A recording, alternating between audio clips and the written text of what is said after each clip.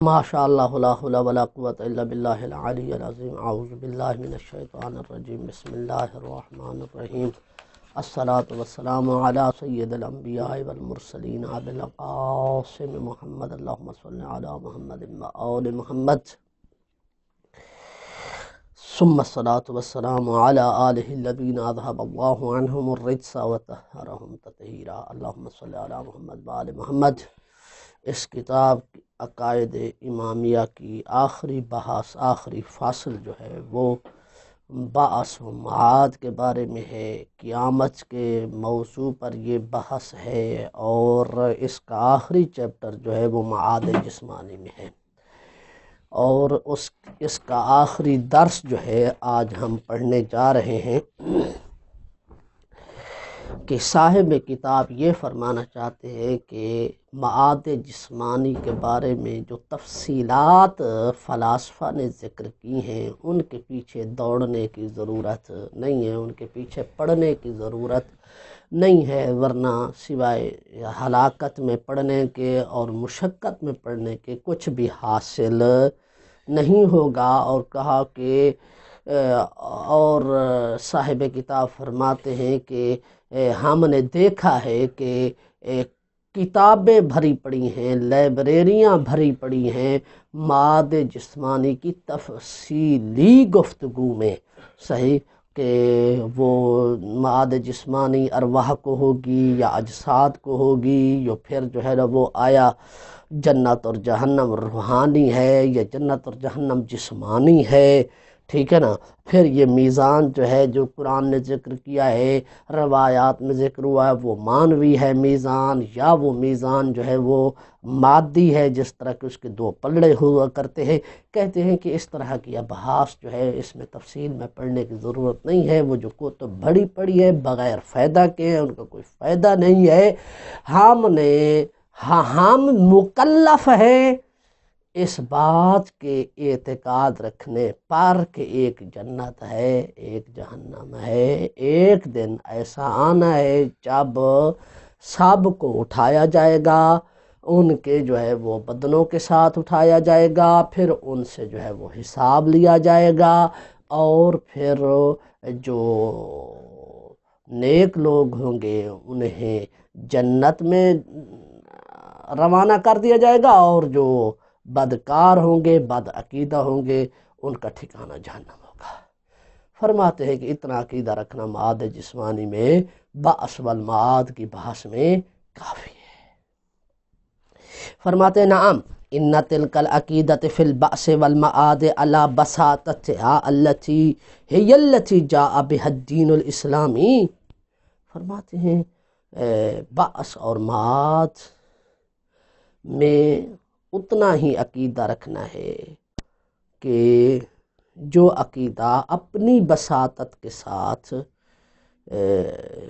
جس عقیدے کا دین اسلامی نے حکم دیا ہے، یعنی دین اسلامی جو عقیدہ لے کر آیا ہے، ہم نے اتنا ہی اس پر اعتقاد اور ایمان رکھنا ہے، اور وہی ہم پر لازم اور ضروری ہے، اس سے زیادہ جاننے کی ضرورت نہیں۔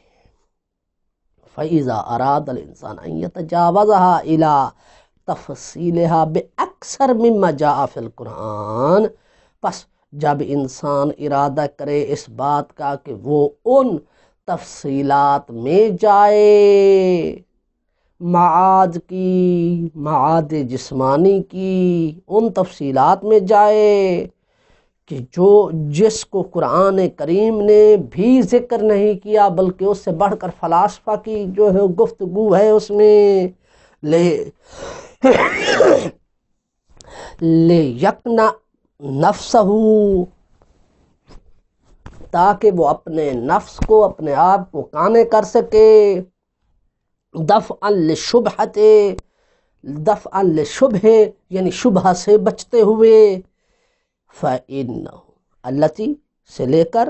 فَإِنَّهُ سے پہلے دو جو ہے وہ قائمے بنے ہوئے، اس عبارت کو چھوڑے بعد میں حل کرتے، عبارت اصل میں جو ہے فَإِنَّهُ إِنَّمَا يُجَنِّي عَلَى نَفْسِهِ، فرماتے ہیں ایسا کرنے والا، یعنی قرآن کی تعلیمات کیا ہیں؟ بس معاد جسمانی پر عقیدہ رکھنا ہے، زیادہ تفاصیل میں جانے کی ضرورت نہیں ہے، اور جو قرآن کی دی ہوئی تعلیمات کو چھوڑ کر اس سے زیادہ تفاصیل میں جانا چاہے، ہاں فرماتے فَإِنَّهُ يُجَنِّي عَلَى نَفْسِهِ، تو وہ کیا ہے، اپنے آپ کو وہ ہلاکت میں ڈال رہا ہے۔ فرماتے ہیں کہ الَّتِي يُثِيرُهَا الْبَاحِثُونَ، وہ اکثر تفصیل کون کرنے والے ہیں؟ الَّتِي، ہاں الَّتِي يُثِيرُهَا الْبَاحِثُونَ، وہ یعنی تاکہ وہ اپنے آپ لِيَقْنَا نَفْسَهُ، ہاں دفعًا لِشُبْہَتِ، ہاں شبہت ہوگا، تاکہ وہ یا لشبہ شبہت یعنی مترادف الفاظ شمار ہوں گے کہ وہ اپنے نفس کو کانے کر لے شبہ کو دور کرتے ہوئے، التی وہ شبہ، ہاں وہ شہب، ہاں یثیرها الباحثون، کہ جسے بحث کرنے والے، والمشککون اور تشکیک یعنی شک میں پڑنے والے جس شبہ کو ابارتے ہیں، بالتماس البرہان العقلی او تجربۃ الحسیہ، تجربہ حسیہ اور برہان عقلی سے تمسک کرتے ہوئے، التماس بمعنی تمسک۔ فرماتے ہیں کہ فَإِنَّهُ إِنَّمَا يُجَنِّي عَلَى نَفْسِهِ، پس ایسا کرنے والا، یعنی قرآن نے جو کچھ معاد کے بارے میں ذکر کیا ہے اس سے زیادہ تفاصیل میں جانے والا، ہاں جن تفاصیل کو جو ہے وہ برہان عقلی یا تجربہ حسیہ کے ذریعے سے تمسک کرتے ہوئے جو ہے وہ پھیلایا گیا ہے، اگر کوئی ان میں پڑ جاتا ہے فَإِنَّهُ إِنَّمَا يُجَنِّي عَلَى نَفْسِهِ، بے شک وہ اپنے آپ پر زیادتی کر رہا ہے، وَيَقَعُ فِي مُشْكَلَاتٍ وَمُنَازَعَاتٍ لَا نِہَایَةَ لَهَا، وہ ایسی مشکلات میں پڑ رہا ہے اور ایسے متنازع فی باتوں میں پڑ رہا ہے کہ جن کی کوئی انتہا نہیں۔ وَلَيْسَ فِي الدِّينِ مَا يَدْعُو إِلَى مِثْلِ هَذِهِ التَّفْصِيلَاتِ الَّتِي حَشَدَتْ بِهَا كُتُبُ الْمُتَكَلِّمِينَ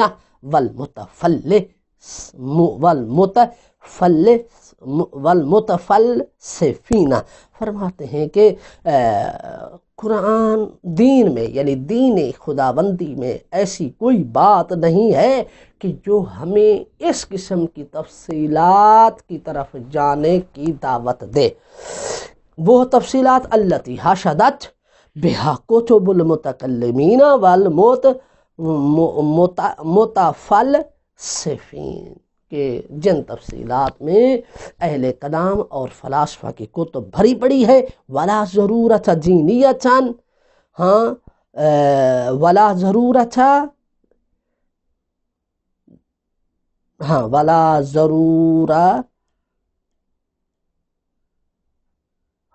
ضرورت دینیتاً ولا اجتماعیتاً ولا سیاسیتاً تدعو،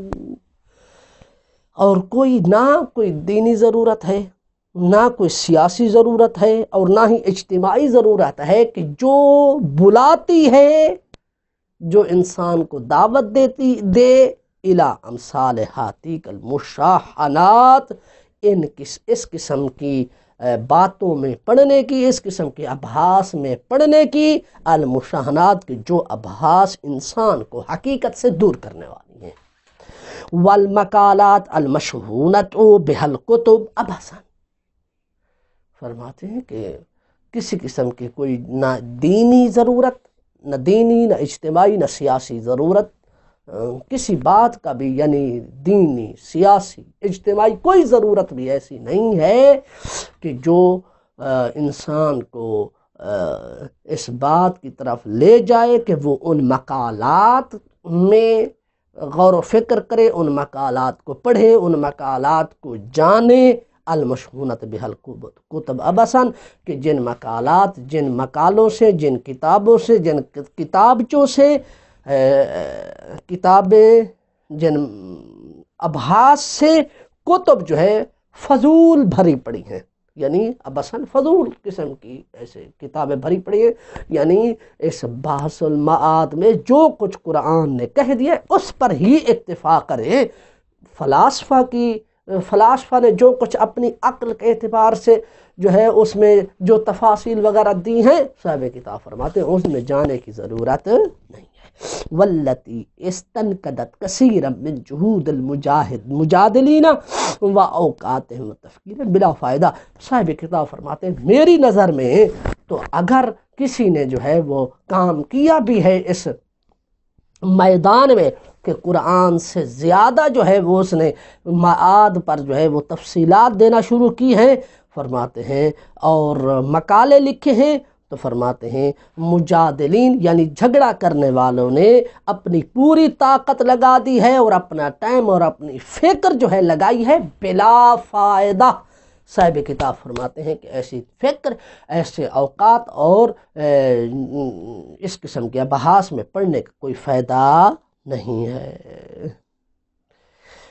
تو نتیجہ کیا نکلا؟ نتیجہ نکلا کہ صاحب کتاب فرماتے ہیں کہ جو کچھ قرآن نے کہا ہے، جو کچھ دین نے کہا ہے معاد کے بارے میں، اسی پر ہی اکتفا کریں، اس سے زیادہ جو فلاسفہ نے ذکر کیا ہے اس میں پڑھنے کی ضرورت نہیں ہے سوائے وقت کو ضائع کرنے کے اور کچھ۔ والشبہ والشکوک التی تثار حول تلک التفصیلات یکفی فی ردھا۔ کہتے ہیں کہ اس قسم کی جو تفصیلات ہیں معاد کے بارے میں، جو تفصیلات ہیں ان کے ارد گرد جو شکوک و شبہات جو ہے اٹھتے ہیں، یکفی فی رد، ان کی رد میں کیا کافی ہے؟ قناعتنا بقصور الانسان عن ادراک هذه الامور الغائبہ عنہ، کہ ہم یہی کہیں کہ قناعتنا، ہم قناعت کر لیں، اکتفا کر لیں اس بات پر کہ ہم انہیں یہی جواب دیں کہ حضرت انسان جو ہے وہ قاصر ہے اس قسم کے امور کو درک کرنے سے، الغائبہ عنہ، جو ہم سے کیا ہیں؟ غائب ہے۔ ہم نے ایمان رکھنا ہے، یؤمن بالغیب بس۔ والخارجۃ عن افقنا ومحیط وجودنا، ہم اور انسان جو ہے اکتفا کرے اس بات پر کہ وہ یہی کہے اس قسم کے شبہات میں کہ ہم اس قسم کے امور کو درک کرنے سے جو ہے وہ قاصر ہے، کہ جو ہماری پہنچ سے خارج ہے، ہمارا وجود ان کا احاطہ نہیں کر سکتا، لہذا ہم نے فقط غیب پر ایمان رکھتے ہوئے ایمان لانا ہے۔ والمرتفعۃ فوق مستوان الارضی، اور ہماری جو زمینی حوالے سے جو طاقت ہے اس سے اس قسم کے جو ہے وہ شکوک و شبہات بلند ہے، مع علمنا، جب کہ ہمیں اس بات کا علم ہے کہ بأن اللہ تعالی العالم القادر اخبرنا عن تحقیق المعاد وقوع البعث، جب کہ ہم اس بات کا علم رکھتے ہیں، علم الیقین رکھتے ہیں کہ اللہ سبحانہ و تعالی عالم ہے، قادر ہے، اور اسی نے ہی ہمیں خبر دی ہے اس بات کی کہ ایک دن ایسا آنے والا ہے جب قیامت برپا ہوگی، اور وقوع البعث، اور ایک دن ایسا ضرور آنے والا ہے کہ جب تمام کے تمام لوگوں کو جو ہے قبروں سے اٹھایا جائے گا، یہی کافی ہے۔ وعلوم الانسان وتجربہ وتجربیاتہ وابحاثہ یستحیل ان یتناول شیئا لا یعرفہ ولا یقع تحت تجربتہ واختیارہ الا بعد موتہ وانتقالہ من هذا العالم عالم الحس والتجربہ والبعث الى عالم آخر۔ فرماتے ہیں کہ انسان کے علوم، انسان جتنے علوم سیکھتا ہے، اس کے جو تجربات ہیں، اس کی جو ابحاث ہیں، محال ہے کہ وہ اپنے ابحاث، تجربے اور اپنے علوم کی بنا پر ایسی شے کو پالے کہ جس کا تجربہ کرنا، جس کا اختبار یعنی جس کی آزمائش کرنا ممکن ہی نہیں ہے الا بعد موت، مگر یہ کہ وہ کیا ہے، وہ مر جائے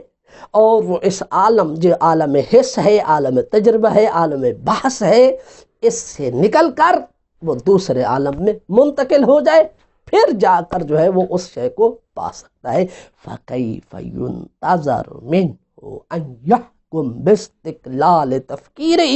وَتَجْرِبَتِهِ بِنَفْيِ هَذَا الشَّيْءِ وَإِثْبَاتِهِ، تو پھر کیسے یہ امید رکھی جا سکتی ہے حضرت انسان سے کہ وہ اپنی فکر اور اپنی تجربے کے یعنی اپنی استقلال فکر اور تجربہ کی بنا پر حکم لگائے کہ یہ شے کیا ہے، ثابت ہے قطعاً، یہ شے جو ہے وہ ثابت نہیں ہے قطعاً، کیسے حکم لگایا جا سکتا ہے؟ فضلاً چے جائے کہ ان یتناول تفاصیلہ و خصوصیات ہی، چے جائے کہ وہ اس شے کی تفاصیل اور اس کی خصوصیات کو پا لے، وہ اس کی نفی اور اس بات پر قادر نہیں ہے، اور ہم کہیں کہ اس کی تفصیلات اور اس کی جو ہے وہ خصوصیات کو جو ہے وہ انسان جان سکتا ہے، غیر ممکن ہے۔ الا مگر یہ کہ اذا اعتمد علی التکہن والتخمین او علی الاستبعاد والاستغراب، ہاں مگر یہ کہ ایک صورتحال ہے وہ یہ کہ جب انسان اعتماد رکھے تکہن یعنی غیب کی خبروں پر، وہ کہ جو غیب کی خبریں دیا کرتے تھے جنہیں ہم کاہن کہتے ہیں، والتخمین یا اندازہ لگانے والے، اول استبعاد یا جو ہے او علل استبعاد والاستغراب، یا ایسی یعنی بات کی خبر دینے والے کہ جو واقع ہونے سے بہت دور ہے یا غریب ہے، مستغرب ہے، مشکل ہے ان کا واقع ہونا، کما ہو من طبیعت خیال الانسان ان یستغرب کل ما لم یعلفہ ولم یتناولہ علمہ وحسہ، جس طرح کہ انسان کی یعنی طبیعت انسانی جو ہے وہ اس بات کا خیال رکھتی ہے، یعنی طبیعت انسان کی طبیعت میں یہ بات رکھ دی گئی ہے کہ وہ ہر اس بات کو غریب جانتا ہے، ہر اس بات کو کیا ہے، عجیب جانتا ہے کہ جس کے ساتھ نہ وہ مانوس ہوتا ہے اور نہ ہی اسے اپنے علم اور اپنی حس سے اس نے پایا ہوا ہوتا ہے، اسے وہ کیا جانتا ہے؟ عجیب و غریب جانتا ہے۔ کل قائل المندفع بجہلہ لاستغراب البعث والمعاد، یہی تو وجہ ہے کہ کیونکہ حضرت انسان اپنے علم اور اپنے حس کی وجہ سے وہ بعث اور معاد جیسی حقیقتوں کو درک نہیں کر سکا، اس کے لیے جو ہے یہ باتیں بہت غریب اور عجیب ہیں، اس لیے ہاں اپنے جہل کی وجہ سے کہنے والے نے یہ کہہ کر دفع کر دیا کیا ہے، بعث اور معاد کو، لاستغراب البعث والمعاد، کیونکہ اس کی نظر میں وہ بعث اور معاد ایک عجیب و غریب بات تھی۔ کیا کہا؟ من یحیی العظام وہی رمیم، کون ہڈیوں کو زندہ کرے گا جب کہ وہ کیا ہو جائیں گی، مٹی کی مٹی بن جائیں گی۔ فرماتے ہیں ولا سندا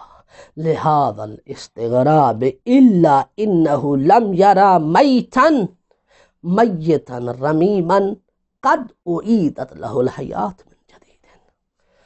کہتے ہیں کہ اس استغراب، اس عجیب و غریب واقعے کے ہونے کی کوئی سند نہیں ہے۔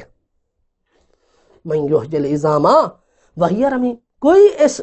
بات کی سند نہیں ہے مگر یہ کہ یعنی اس کے پاس اس بات کو عجیب و غریب جاننے کی کوئی سند نہیں ہے۔ وہ یہ کہتا ہے کہ من یحیی العظام وہی رمیم، جو بعث اور معاد کا انکار کرتے ہوئے شبہ پیدا کرتا ہے اور اسے عجیب و غریب جانتا ہے، اس کے پاس کوئی دلیل نہیں ہے، الا مگر یہ کہ اس کے پاس کیا دلیل ہے؟ انہ لم یرا میتا رمیم، اس نے کوئی ایسا میت نہیں دیکھا کہ جو کیا ہو چکا ہو،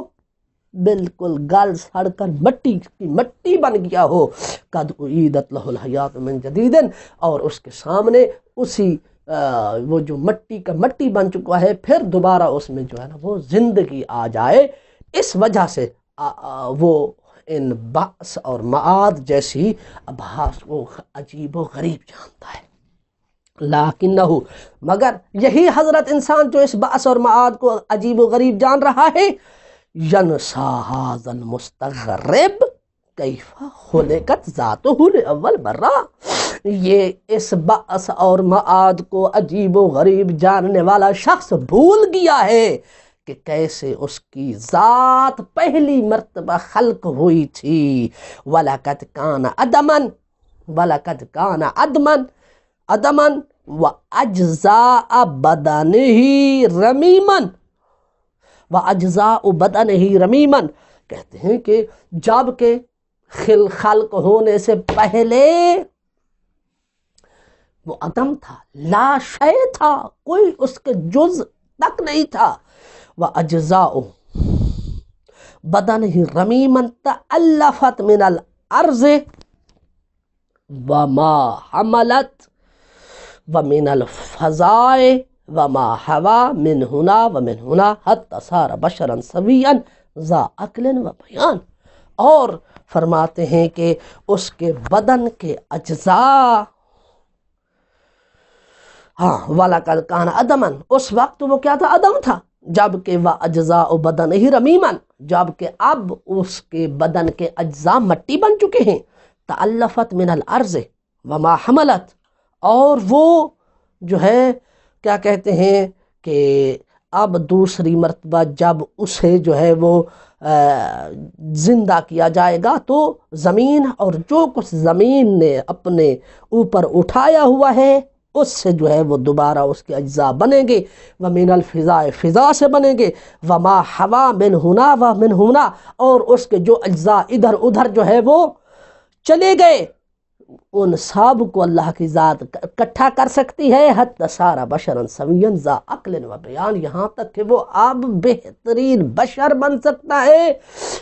صاحب عقل و شعور بن سکتا ہے۔ تو صاحب کتاب فرماتے ہیں کہ حضرت انسان کو اس بات پر مستغرب ہونے کی اور اسے عجیب و غریب جاننے کی ضرورت نہیں ہے کہ اللہ تعالیٰ کیسے جو ہے یہ کیسے ہو سکتا ہے کہ لاکھوں اور کروڑوں سال پہلے مردہ شخص کے جو مٹی کا مٹی بن کے اور اس کے اجزاء بالکل بکھر گئے، کیسے اللہ کی ذات اسے جو ہے نا وہ دوبارہ خلق کر سکتی ہے۔ تو صاحب کتاب فرماتے ہیں اس مستغرب انسان کو، ایسے عجیب و غریب اس واقعے کو عجیب و غریب سمجھنے والے انسان کو کوئی اس میں کیا کہتے ہیں کہ پریشان نہیں ہونا چاہیے اور اسے اپنی حیرانگی کا مظاہرہ نہیں کرنا چاہیے، اسے اپنی اول خلقت کی طرف دیکھنا چاہیے کہ وہ اللہ جس نے اسے اس وقت پیدا کیا کہ جب وہ عدم تھا، لا شے تھا، اس کا وجود تک نہیں تھا، جبکہ اس وقت کو اس کے بدن کے اجزاء تو ہے نا، اگرچہ وہ مٹی بن چکے ہیں، اگرچہ کہ وہ زمین اور زمین پر جو ہے نا وہ بکھر چکے ہیں، اگرچہ وہ فضا میں بکھر چکے ہیں، اگرچہ وہ ادھر ادھر اڑ گئے ہیں، اللہ کی ذات ان سب کو اکٹھا کر کے ایک کامل انسان بنانے پر قادر ہے۔ اور قرآن کریم نے اس بات کی آواز دی سورہ یاسین میں، اَوَلَمْ يَرَ الْإِنسَانُ أَنَّا خَلَقْنَاهُ مِن نُطْفَةٍ، کیا انسان نہیں دیکھتا کہ ہم نے اس کو نطفے سے پیدا کیا، فَإِذَا هُوَ خَصِيمٌ مُبِينٌ، پیدا نطفے سے ہوا، ایک نجس قطرے سے پیدا ہوا اور وہ اب ہمارا جو ہے وہ کھلم کھلا دشمن ہے۔ اللہ اکبر۔ وَضَرَبَ لَنَا مَثَلًا وَنَسِيَ خَلْقَهُ، ہمارے لیے وہ مثالیں لاتا ہے جبکہ وہ اپنی خلقت کو بھول چکا ہے۔ یُقَالُ لِمِثْلِ هَذَا الْقَائِلِ الَّذِي نَسِیَ خَلْقَ نَفْسِهِ، کہتے ہیں کہ اس قسم کے قائل کو کہا جائے گا کہ جو اپنی ہی خلقت کو بھول چکا ہے، یحییہ الذی، وہ اللہ ہے کہ جو زندہ کرنے والا ہے، انشأها اول مرہ، جس نے پہلی مرتبہ جو ہے وہ پیدا کیا، وَهُوَ بِكُلِّ خَلْقٍ عَلِيمٌ، وہ ہر قسم کی خلقت سے کیا ہے؟ آگاہ ہے۔ یقال لہو، انشاءاللہ اس مطلب کو یہ تھوڑا سا رہ رہا ہے، آئندہ درس میں بیان کیا جائے گا۔ والحمدللہ رب العالمین۔